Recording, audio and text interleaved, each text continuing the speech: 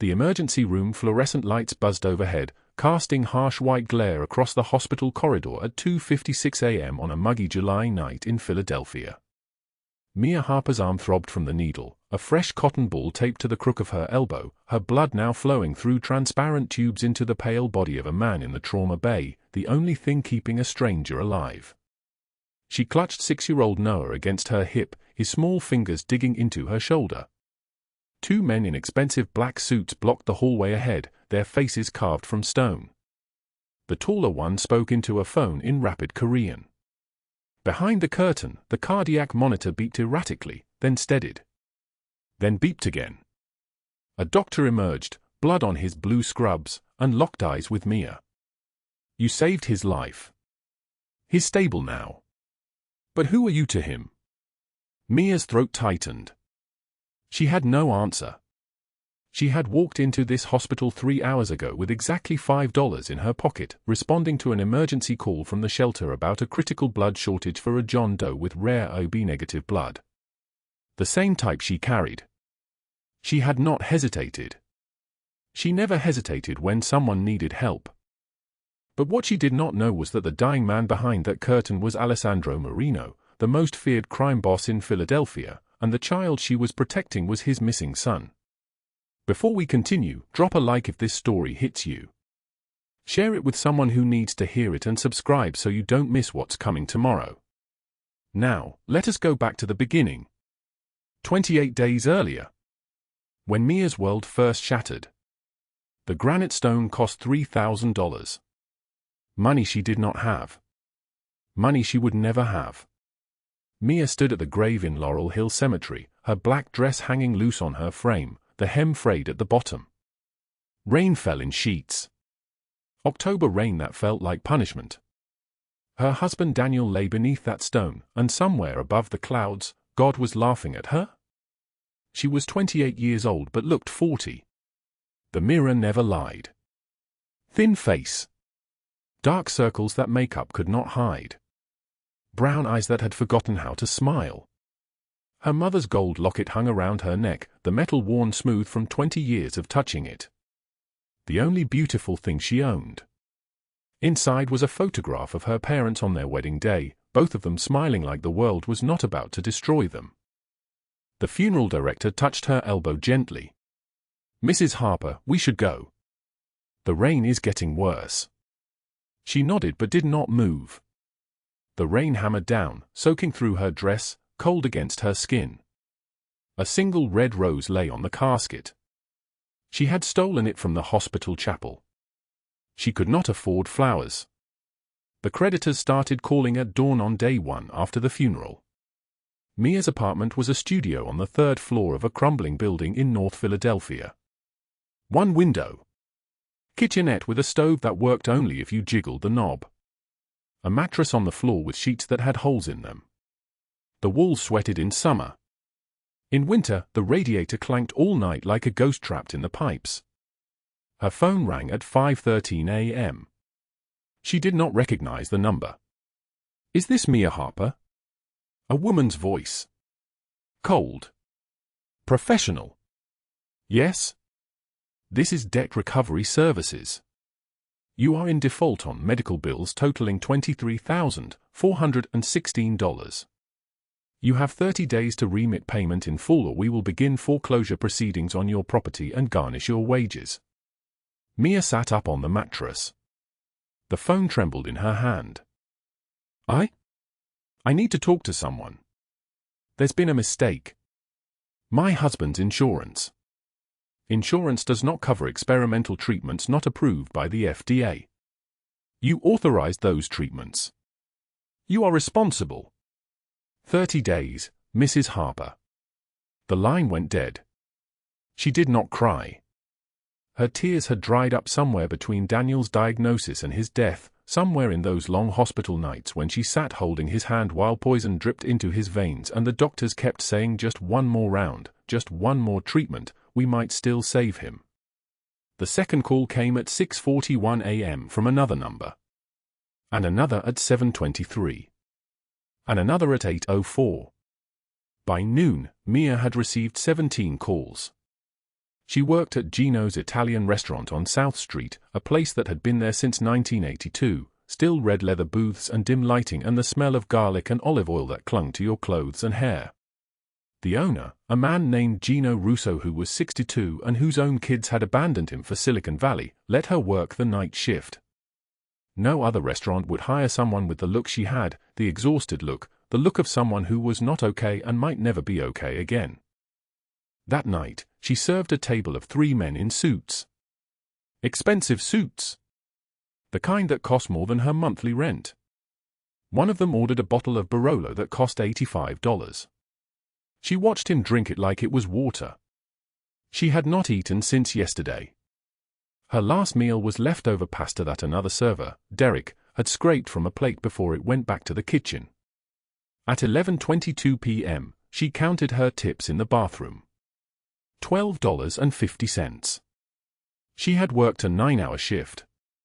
$12.50. The rent was due in 4 days. $420. She had counted her bank account that morning. $47.18. That was it. That was everything. She looked at her reflection in the bathroom mirror. The fluorescent lights were unforgiving. They showed every line, every scar, every moment of suffering etched into her face. Her hair was dark and long but needed washing. Her eyes were the color of dark chocolate but they looked like pools of sadness. She wore the restaurant's black uniform, and on her left wrist, partially hidden under her sleeve, was a thin white scar that ran 3 inches long. A memento from her marriage. There were others, too. On her ribs. On her hip. On the back of her shoulder blade. Souvenirs from the man she had loved once, before he learned to use his fists. She pulled her sleeve down and touched the scar on her wrist. It was numb, like most of the scars. Like most of her. The phone in her pocket buzzed. A text from her landlord: rent payment is 4 days overdue. You have 48 hours to pay or eviction notice will be filed. Do not test me. She had not paid the rent.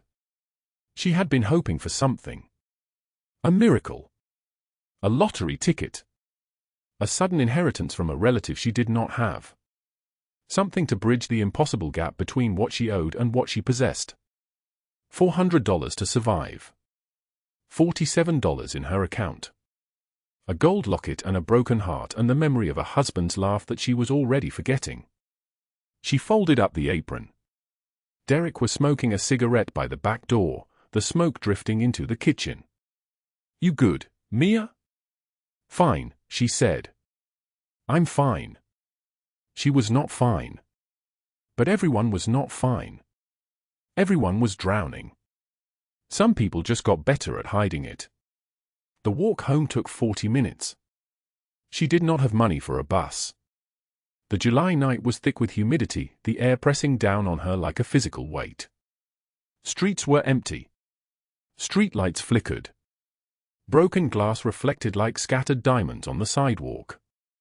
When she reached the apartment building, a man in a suit was waiting on the front steps. Not expensive suit. Cheap suit. But suit nonetheless. He was holding a manila folder. Mia Harper? Yes? You've been served.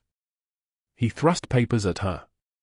She took them automatically, her hands numb. Foreclosure notice.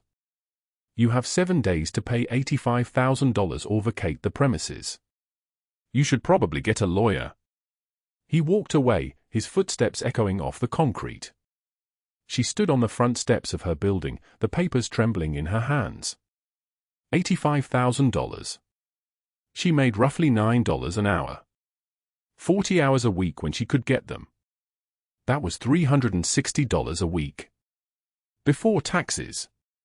Before the money she had already borrowed from a loan shark named Vincent who worked out of a barbershop on 3rd Street and charged interest that would take her a lifetime to pay off.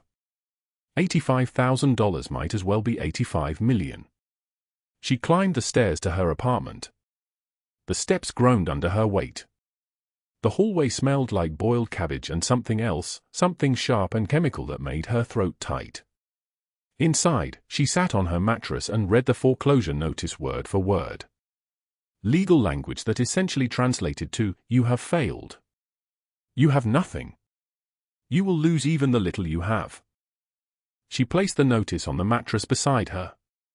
She held the papers in one hand and her mother's locket in the other, and she sat there in the dark, listening to the radiator clank and hiss, listening to her neighbors' muffled voices through paper-thin walls, listening to the sound of the city outside, sirens, car horns, someone shouting, and she thought about Daniel, about the night she married him when she was 22 and thought that love could save her from everything.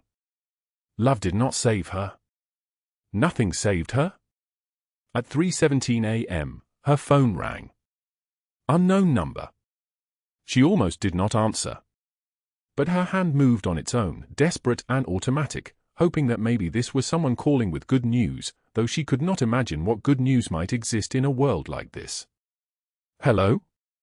Ms. Harper, this is St. Mary's Hospital Emergency Services. We need your help. We have a patient with AB-negative blood type. It's extremely rare. Our records indicate you are a registered donor. We have a critical situation. Can you come to the hospital immediately? She looked around the empty apartment. I have no money for. We will reimburse all transportation costs. This is urgent. A man is dying. She did not think. She grabbed her keys. She did not turn off the light because the light was already off.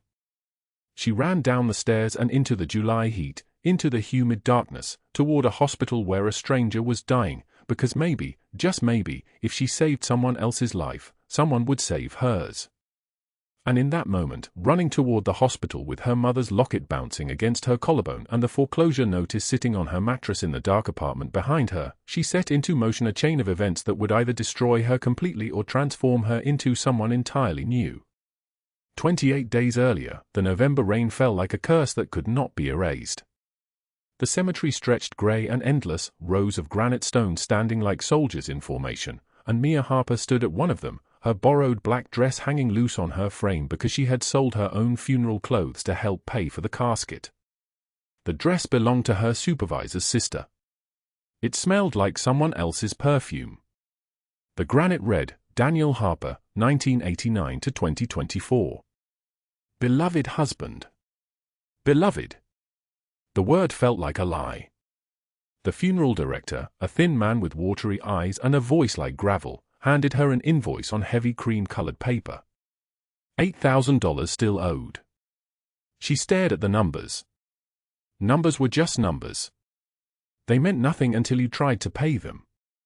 We can work out a payment plan, he said, but his tone suggested he had not seen payment from people like her in years. She folded the invoice into her purse and walked away, her borrowed heels clicking on the wet pavement, and behind her the grave diggers lowered Daniel into the earth with ropes and machinery, and Mia did not turn around because if she turned around she would have to believe he was really gone. That night, in her studio apartment on Clearfield Street in South Philadelphia, she opened the envelopes. The apartment was one room with peeling wallpaper, the color of old cream, coming away from the walls in long strips like the building itself was shedding its skin. A hot plate on a metal stand. A mattress on the floor covered with a gray sheet. A single window facing an alley where the neon sign from a Vietnamese restaurant cast everything in sickly green. The mail sat in a stack on the small table, medical bills, credit card statements, notices from the city, letters with red stamps and words like urgent and final notice. She opened the first envelope. Medical bills from Daniel's final hospital stay, $42,000. Her hands trembled. She had told him to stop going to doctors, to stop spending money they did not have, but Daniel had insisted, and then Daniel died anyway, and the bills came anyway, and everything he had insisted on mattered for nothing. The second envelope held credit card debt. $19,000. She did not know he had these cards. She did not know about the purchases, a watch, expensive dinners, a trip to Atlantic City that he had told her was a work conference. The debt list ran for 3 pages. The third envelope was a mortgage statement. $24,000 owed on a house they had lost 2 years ago. A house they no longer owned. A house she had to pay for anyway. $85,000. She sat very still. The radiator clanked and hissed. Outside, car horns and sirens bled through the thin walls. She did not cry because crying accomplished nothing. She had learned this at age 7, when her mother died and crying did not bring her back. She had learned it again at 22, when she married Daniel and his fists taught her that some men take what they want. She had learned it over 8 years of hidden bruises and long sleeves and lies told to emergency room doctors. The eviction notice arrived 2 days later. Red stamp. 7 days to vacate. The landlord's name was written at the bottom in a thick pen, Anthony Rossi. 7 days. $85,000. $5 in her mother's locket. The next morning, she worked a double shift at Ross's Italian restaurant, the upscale one on Rittenhouse Square, where the chandeliers cast warm amber light across white tablecloths and the air smelled like garlic, fresh basil, and money. The kind of place where a single bottle of wine cost more than her monthly rent. She wore a crisp white blouse, black slacks pressed sharp, her dark hair pulled into a tight bun that made her temples ache. Long sleeves, even though the kitchen was hot and the July heat pressed against the windows. Long sleeves because the bruises on her forearms were still healing, purple fading to yellow, and because some truths should stay hidden. Carlo, the manager, cornered her by the bar. He was a thick man with slicked back hair and gold rings on every finger. Table 12, don't screw it up. They tip well. Unless you screw it up. Then they don't tip at all. He looked her up and down. You look like hell. Are you sick? No, she said. I'm fine. You'd better be. We pay you to smile. She had not eaten in 16 hours. Her hands shook as she balanced 3 plates, linguine with white clam sauce, veal piccata, a salad with dressing on the side. The plates were heavy. Everything was heavy. She moved through the restaurant like a ghost, quiet and faithful and invisible, which was exactly what she had become. That was the job. That was her life. Invisible. 3 days later, at the women's shelter on Clearfield Street, a converted brownstone with peeling paint and windows that did not close properly, Mrs. Chen, the director, pulled her into a cramped office that smelled like instant coffee and old sadness. Mrs. Chen was a woman in her 60s with grey hair in a tight braid and eyes that had seen too much. We have a new child, she said. 6 years old. Will not speak. Will not eat. Came in with a caseworker yesterday. The case is sealed. All we know is that he was left at a train station with a photograph and an address written on his jacket. She opened a folder. His name is Noah. Mia's throat tightened. Where are his parents? Unknown. The father's name may be on this photograph, but the caseworker could not confirm. We are waiting for legal documents. They walked down a narrow hallway to the playroom, a room with donated toys stacked in corners, a small bookshelf, windows that looked out onto the street. Noah sat alone in the corner, his small body curled against the wall, his dark hair falling over his eyes. He wore a shirt that was too large, sleeves rolled up, and in his hands he held a photograph so tightly the edges were creased and worn. Mia kneeled slowly, keeping distance, keeping herself small. She had learned a long time ago that children were frightened by sudden movements, by loud voices, by the weight of an adult's body too close. Hi Noah, she said, her voice barely above a whisper. My name is Mia. You're safe here. The boy looked up. His eyes were coal-black and ancient, the eyes of someone who had seen things no 6-year-old should see. He whispered, bad men are looking for me. Mia's pulse spiked. A cold line of understanding ran through her chest. No one will hurt you, she said, and she meant it with the full force of her broken body and broken heart. I promise you. My name is Mia, and I will not let anyone hurt you. She did not ask to see the photograph. Not yet.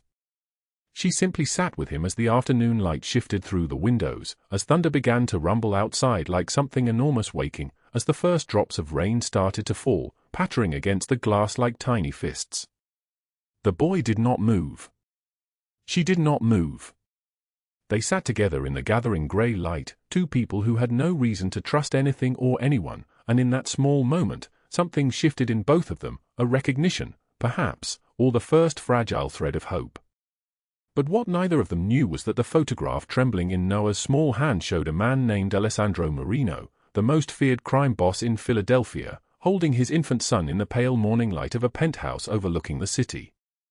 And what neither of them knew was that, at that exact moment, 22 blocks away in a leather-lined office on the 43rd floor of a building downtown, men in tailored suits were having a conversation that would change everything. The shelter door burst open at 11:02 p.m., and the sound of Marcus Webb's voice cut through the darkness like a knife wrapped in ice. "Where is he?" Mia's body moved on pure instinct.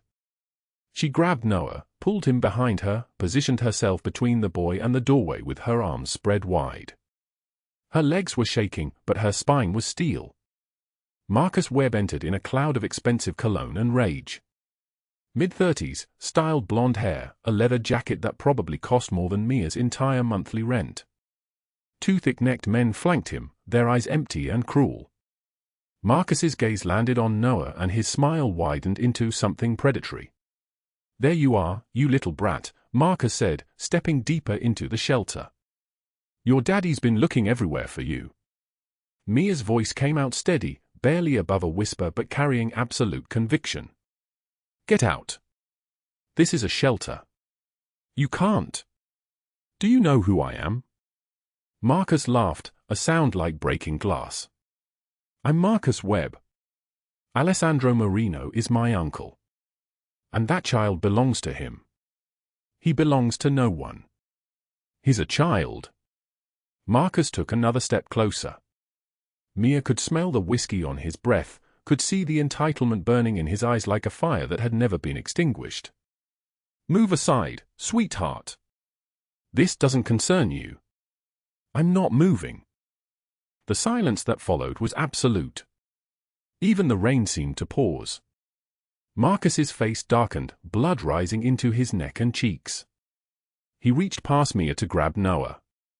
Without thinking, without hesitation, Mia's hand shot out and slapped his arm away. The contact was loud in the quiet shelter. Final.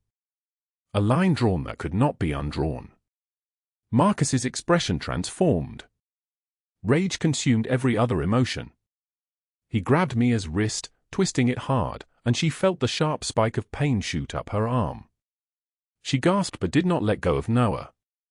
Her other hand pulled the boy closer, shielding him. "You're going to regret." The shelter door opened again. Alessandro Moreno stood silhouetted in the doorway, rain dripping from his charcoal suit. His salt and pepper hair was soaked, plastered against his skull. The scar that cut through his left eyebrow seemed to glow in the emergency lighting. Flanking him were Vinny and Franco, his two most trusted lieutenants, their expressions hard and controlled. Moreno's voice came out cold as winter. "Let her go, Marcus." Marcus released Mia immediately, stumbling backward like a puppet with its strings cut. "Uncle Alessandro, I was just—" "You were just leaving." Moreno's eyes found Noah, and for one heartbeat his entire face cracked open. Shock flooded his features. Recognition. Raw, unguarded grief that he tried to bury back behind his mask, but Mia saw it. She saw the moment a powerful man's armor shattered. He whispered, barely audible, "Noah." The boy's grip on Mia tightened instead of loosening. He did not run to his father. He clung to her with the desperation of someone who had learned that safety was not guaranteed, that men in suits brought danger, that the world was a place where bad things happened without warning. Moreno's jaw clenched. The mask slammed back into place, but his eyes burned with questions he could not ask, not in front of his nephew, not in front of his men. "We need to talk," he said to Mia. "Not here. Not now. But soon." He turned to Marcus, and his voice dropped so low it was almost inaudible. "If you ever touch this woman or my son again, I will bury you so deep no one will find the body for 40 years. Get out of my sight." Marcus fled, his men scrambling after him, their footsteps echoing down the hallway and out into the rain-soaked night. The sound of tires squealing followed, then silence. The shelter fell quiet except for the percussion of rain against the windows and roof. Mrs. Chen emerged from her office, pale and trembling, but Moreno did not acknowledge her. His entire focus was on Noah and the woman standing between him and his son. Moreno took one step forward, then stopped. He saw the fear in Noah's eyes, the way the boy pressed himself against Mia's leg, the way his small hand clutched her waitress uniform. Understanding flickered across Moreno's face. This woman was not a stranger to Noah. She was sanctuary. "I've been looking for you for 3 months," Moreno said softly, each word deliberate. "I thought I'd lost you forever." Noah did not answer. His face was buried against Mia's thigh. Mia found her voice, though it trembled like a candle in the wind. "He's safe here. That's all that matters." Moreno's eyes locked onto hers, and something in them shifted. Respect. Recognition. An acknowledgement that this woman, this nobody waitress making $5 an hour, had done what his entire criminal empire could not do. She had protected his child. "You protected him," Moreno said. "From Marcus. From everyone. From a man who would have taken him without hesitation. It's what anyone would do." "No." His voice carried weight, history, a lifetime of understanding that good people were rare. "It's not what anyone would do. It's what a mother would do." Vinny and Franco exchanged glances. In 15 years of working for Alessandro Moreno, they had never seen him speak to anyone outside his inner circle this way. Never seen him acknowledge vulnerability. Never seen him kneel. But he knelt now, slowly, putting himself at Noah's eye level. His expensive suit bent at the knees. His hands rested on his thighs, open and unthreatening. "I'm not going to take you away from her if you don't want to go," Moreno said to his son. "But I need you to be safe. Both of you." He looked back at Mia. "You have debts. $85,000. Due in 7 days, or you lose your apartment. I know everything about your situation. The foreclosure notice. The medical bills. The rent collectors calling at dawn." Mia's face drained of color. How could he possibly know these things? Her finances were private, scattered across different creditors, buried in papers she kept hidden in the lining of her closet. "How do you?" "I know everything. It's what I do. I can make that disappear tonight. All of it. The debt, the fear, the sleepless nights counting coins and wondering if you'll have enough for Noah's school supplies." Mia's throat tightened. She looked down at Noah, then back at Moreno. "Why would you help me? I'm nobody. A waitress. A woman you saw for 5 minutes at a restaurant." Moreno stood, his expression unreadable, his eyes containing depths she could not fathom. "Because my son trusts you. And in my world, trust is the rarest currency there is. More valuable than gold. More valuable than my entire empire. You put yourself between him and a man who wanted to hurt him, and you did it knowing who I was. Knowing what I am. And you didn't hesitate. I just—" "You love him," Moreno said. It was not a question. Not as an obligation. Not as a job. As a mother loves a child. And I haven't seen that in this boy's eyes until tonight. Mia felt something break open inside her chest.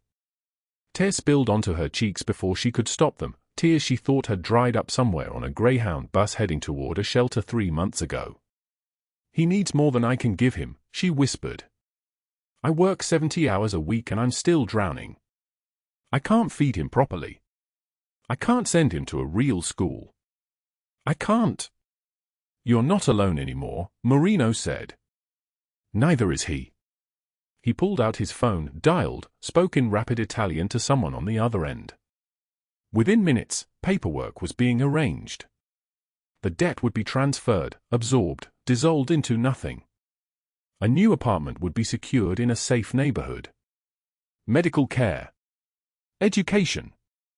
Everything.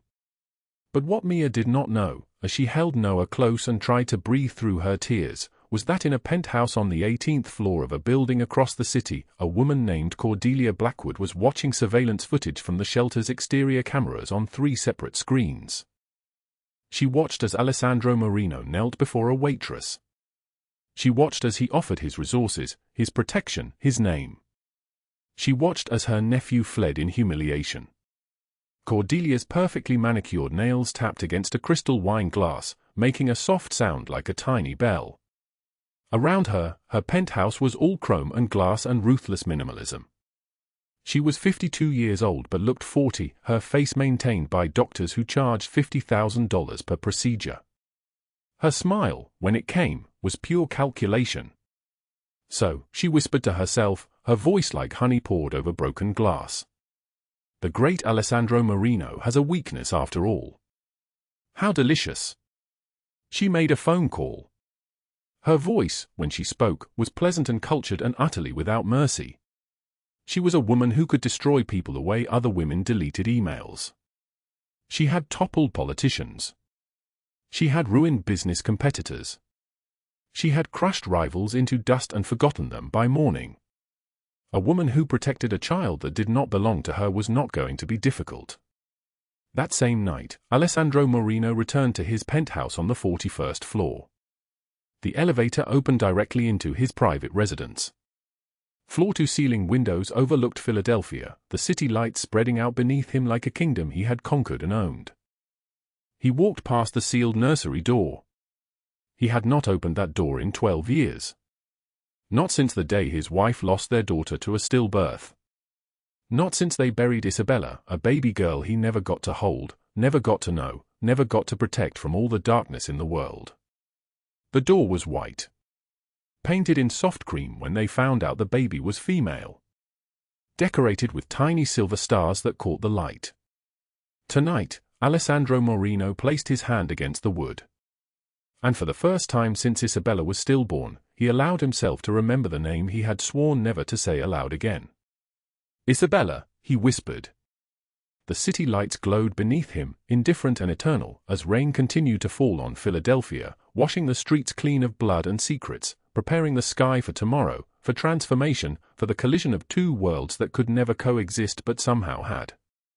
Outside the shelter where Mia held Noah close, the storm began to ease. The rain softened. The thunder became a distant rumble instead of an immediate threat. And in the darkness, neither of them knew that their lives had already begun to change in ways they could not yet comprehend. The rain sounds like bullets against the window. Mia Harper sits cross-legged on her mattress at 10:13 p.m., her hands trembling so violently she can barely hold the pill bottle. The apartment is dark except for one weak lamp casting long shadows across peeling walls. Her reflection stares back from the cracked mirror across the room, hollow-eyed, defeated, a ghost of the woman she used to be. The eviction notice is pinned to the wall beside photographs of Noah laughing, the only light in her life for the last 8 months. She unscrews the cap. The pills rattle. White and small and promising silence. She tilts 3 pills into her palm. Her hand moves toward her mouth. Then her phone buzzes. A text from Noah, sent from Mrs. Chen's phone at the shelter. Mia, I drew you a picture. It's you and me and the man with sad eyes. We're all smiling. When can I see you? The pills blur through her tears. She sees Noah's small face. She hears his voice from the night they met, bad men are looking for me. And she hears her own voice from the shelter, a promise made to a 6-year-old in the dark, I would rather die than let him hurt this boy. Her hand closes around the pills. She walks to the bathroom. She pours them down the toilet and watches them swirl away into nothing. Then she picks up her phone and calls the one number she swore she would never use, the private line Alessandro Moreno gave her 2 weeks ago, written on the back of a hospital receipt in handwriting like a blade. He answers on the first ring. Mia? His voice carries the weight of a man who commands empires with silence. I need help. The line goes dead. She does not know if he heard her. She does not know if he will come. But outside, in the streets of Philadelphia, something is already in motion. 23 minutes later, 12 men in black tactical gear move like ghosts through the storm. No sirens. No warnings. Alessandro Moreno personally leads the operation, Vinny and Franco flanking him on either side, their footsteps synchronized on the wet pavement outside Marcus Webb's luxury apartment in Rittenhouse Square. The time reads 11:34 p.m. Thunder rumbles overhead, rolling across the city like the sound of a door being sealed. Moreno's cashmere coat, worth more than 3 years of Mia's salary, sweeps behind him as he walks. The door crashes inward with the force of a battering ram. Wood splinters. The lock gives way. Marcus is in his living room, cocaine scattered across a glass table like a confession, 2 women scrambling toward the bedroom. He looks up, eyes wide with drug-fueled panic, and sees his uncle standing in the doorway, expression carved from ice, eyes the color of a winter storm. Uncle Alessandro, what? Marcus's voice cracks. Where is your mother? Moreno's voice could freeze blood in veins. The question hangs in the air like a death sentence. I don't, she's at her penthouse, but... Moreno nods to Vinny. One gesture. That is all it takes. Vinny moves forward with the precision of a weapon trained for decades. Marcus tries to run. He makes it for steps before Franco's hand clamps around his neck, slamming him against the wall with the force of a hammer striking stone. Marcus chokes, gasping, his bravado crumbling like paper in fire. Please, I didn't, I was just trying to protect the family. You threatened an innocent woman. Moreno leans close, his voice dropping to a whisper that somehow sounds louder than a scream. You terrorized my son. You think being my nephew protects you. It makes it worse, Moreno continues, his words like a blade wrapped in ice. Vinny zip-ties Marcus's wrists behind his back. The plastic cuts into his skin.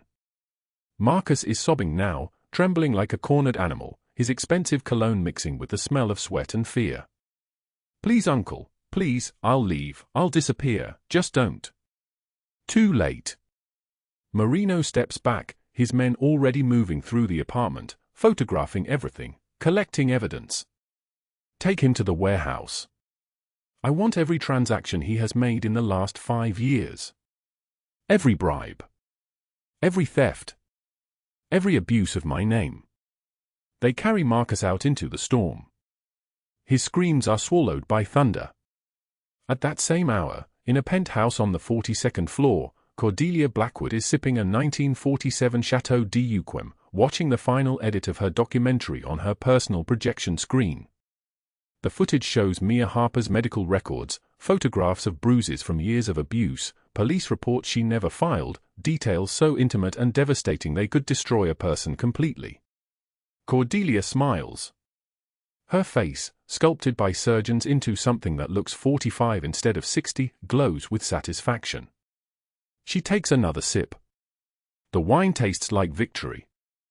The door explodes inward. Federal agents flood her pristine living room, 12 of them in dark suits, led by an FBI investigator with eyes that have seen too many crimes go unpunished. He holds a warrant in his hand like a sword. Cordelia Blackwood, you are under arrest for extortion, blackmail, racketeering, and conspiracy to commit murder. His voice is emotionless, professional, the voice of the law finally catching up to her. We have recordings of every threat you made, every bribe you paid, every law you broke for the past decade. Courtesy of Alessandro Moreno's full cooperation with federal prosecutors. Cordelia's wine glass slips from her fingers. It shatters on the marble floor, sending ruby liquid spreading like blood across the white stone. That is impossible. Alessandro would never. He gave us everything. The agent steps forward, his team moving to surround her. In exchange for immunity and protection for Mia Harper and his son. The handcuffs click around her wrists with the sound of a lock turning. Cordelia's perfect composure shatters like the glass. She screams, thrashes, her face contorting with rage, her carefully applied makeup running in dark streaks down her cheeks. You cannot do this. I own this city. I own you. But the cameras are already outside, positioned by the street, news vans pulling up with their satellite trucks, reporters holding microphones, preparing to broadcast her downfall live to every screen in Philadelphia. Cordelia Blackwood's perp walked out of her building in her designer pajamas, her hair disheveled, mascara running like tar, screaming obscenities that the news stations cannot broadcast. The footage goes viral within minutes. Within 1 hour, 500,000 people have seen it. By dawn, every news station in the city runs the story on repeat: socialite arrested, her empire crumbling, her crimes exposed like rot in the foundation of something beautiful. Her allies delete her number before the police even reach the bottom floor. Former business partners deny they ever knew her. Friends scatter like roaches when the light turns on. Marcus Webb is delivered to federal custody 6 hours later, his shirt torn, his face bruised, his hands still bleeding from where the zip ties cut. The evidence against him sits in 12 folders: embezzlement of $4 million, $3 stolen from Moreno's organization, 3 counts of assault, conspiracy to kidnap, threatening a civilian. His sentencing hearing sets bail at $5 million. His mother cannot pay it. She sits in a cell of her own now, in a different building, isolated from the world she owned yesterday. Marcus sits in his cell, staring at the concrete walls, understanding for the first time that his name means nothing when the man he betrayed decides to take everything from him. 40-year sentence. No parole. No mercy. No escape. Because as Alessandro Moreno told his lieutenants while watching the live stream of Marcus weeping in his cell, death is too quick, too easy, too merciful. I want them to live with what they have done. Every single day. For decades. Let them remember that they chose this. I am simply helping them keep their choice. Vinny and Franco exchanged a look, one that said they had never heard him speak with this particular combination of fury and finality. In 23 years of serving him, they had learned that Alessandro Moreno's mercy was more dangerous than his violence. His mercy was a blade wrapped in ice, hidden in silk, waiting. But while the city watched the news reports, while Cordelia screamed in her cell and Marcus broke under the weight of consequences, Mia Harper sat in her apartment, unaware that her life had already changed. She did not know that Alessandro Moreno had called federal prosecutors at midnight. She did not know that he had given them everything, every crime he had committed, every secret he had buried, in exchange for one thing: protection for her. She sat on her mattress, holding her mother's gold locket, watching the rain ease into a gentle patter against the window. And somewhere in the darkness, without knowing his name had just been sealed into federal testimony, without understanding that he had traded his own empire for her safety, Mia Harper began to breathe again. 14 months had passed since that night at the hospital, and Mia Harper no longer counted her money in dollars. She counted it in moments. Moments with Noah. Moments when she did not flinch at sudden movements. Moments when she looked in the mirror and recognized herself. The apartment was small, 3 rooms in Fairmount, the kind of place that would have felt like a palace to her 6 months ago. Sunlight streamed through the window, catching dust motes that floated like tiny miracles. She had painted the walls herself, a soft cream color that did not scream of poverty or shame. Her mother's gold locket hung on a chain around her neck, where it had been for 14 months straight. What changed everything was the knock on the door on a Tuesday evening. Mia opened it to find Alessandro standing in the hallway, rain dampening his shoulders, his expensive coat dark and heavy. Behind him, a man in a suit kept watch at the stairwell. It was the first time he had come to her home. "I shouldn't be here," he said, not as greeting but as confession. "My people would tell me it's not safe."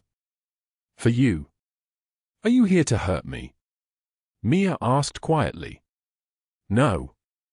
His eyes burned with something that looked like certainty. "Then you should be here." He stepped inside. The space felt smaller with him in it, as if his gravity pulled at the air itself. He stood in her living room, this man who owned buildings and streets and the loyalty of 100 men, and looked at her furniture like he was trying to understand a language he had never learned. "Noah asks about you," he said. "Every day." He drew another picture.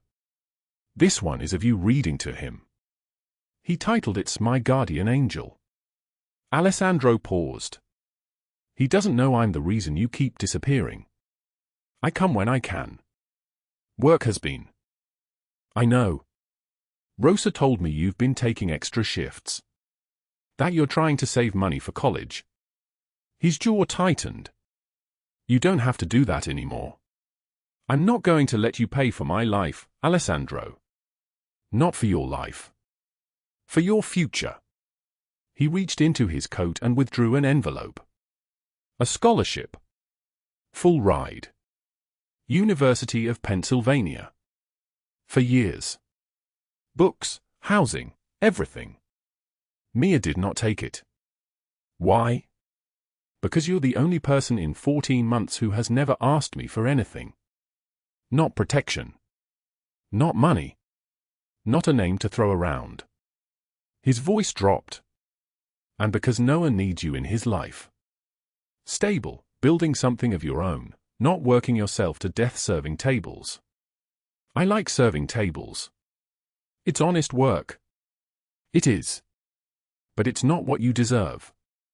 He set the envelope on her kitchen counter. There's something else. He pulled out a second document. It was a job offer. The Moreno Foundation, his new legitimate charity focused on helping families in poverty, was opening a volunteer coordinator position.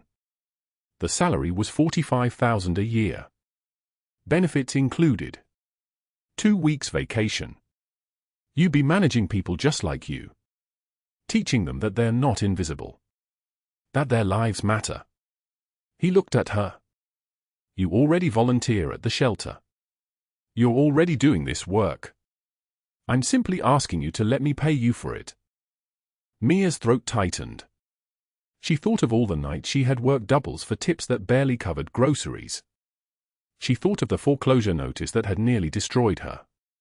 She thought of the feel of her own blood leaving her body to save a stranger's life.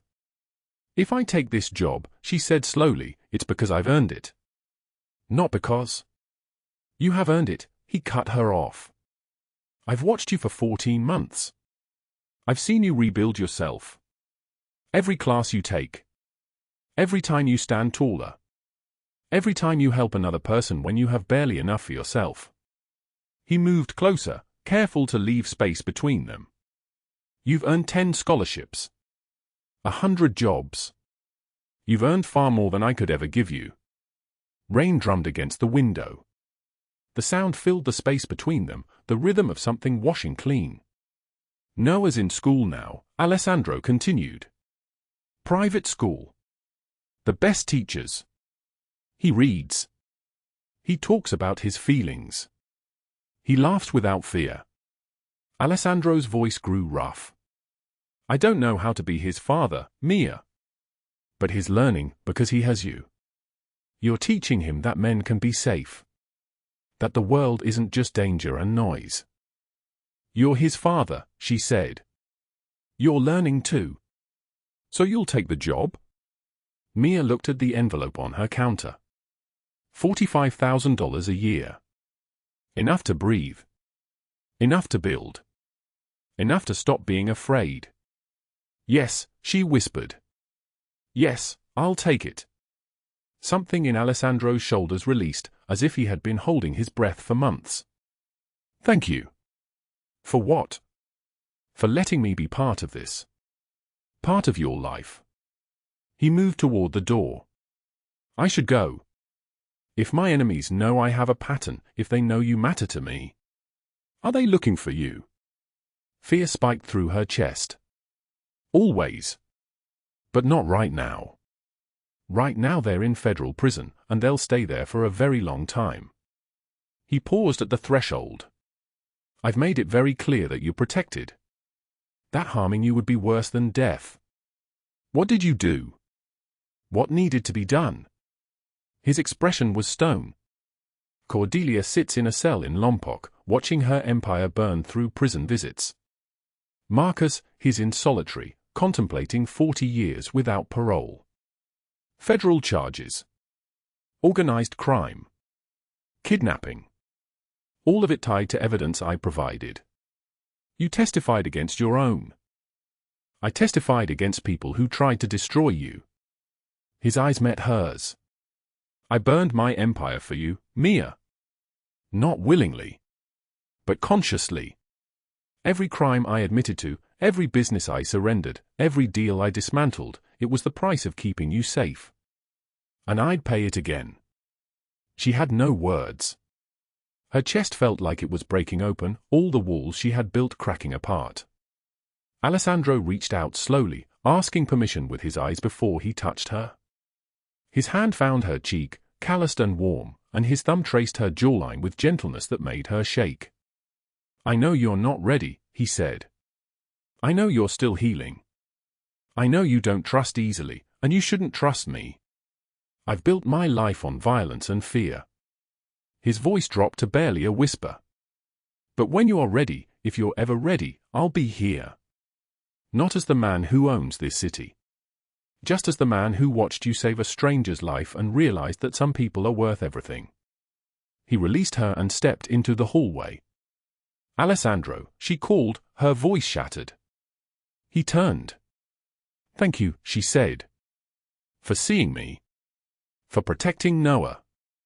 For being brave enough to change.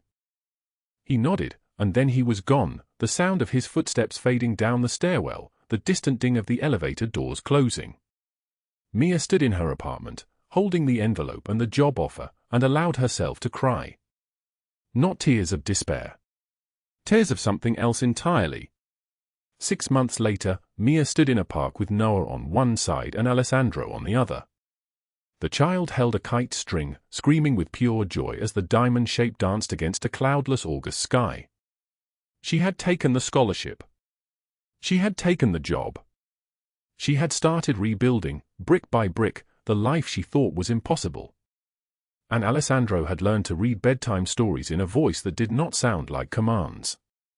He had opened the sealed nursery and made it into a library. He had, for the first time in 8 years, said his dead daughter's name aloud to Mia, alone in the dark, and then held Mia while he grieved. Mama, look! Look how high! Noah shrieked. Mia's breath caught. It was the first time he had called her that. Not Ms. Mia or Vivi. Mama. She knelt down and pulled him close, feeling his small heart thundering against her ribs. When she looked up, Alessandro was watching with an expression that contained every version of love he had ever been too broken to feel. And in his eyes, she saw reflected back the truth that had changed everything. She was no longer invisible. She was seen. She was loved. She was enough. The kite soared higher. The rain had come and gone. Now the sky was clear. This story teaches us that even in the darkest moments, love finds a way. If you believe that, hit like and subscribe. Leave a comment and tell us how this story made you feel. Thank you for staying with us until the very end.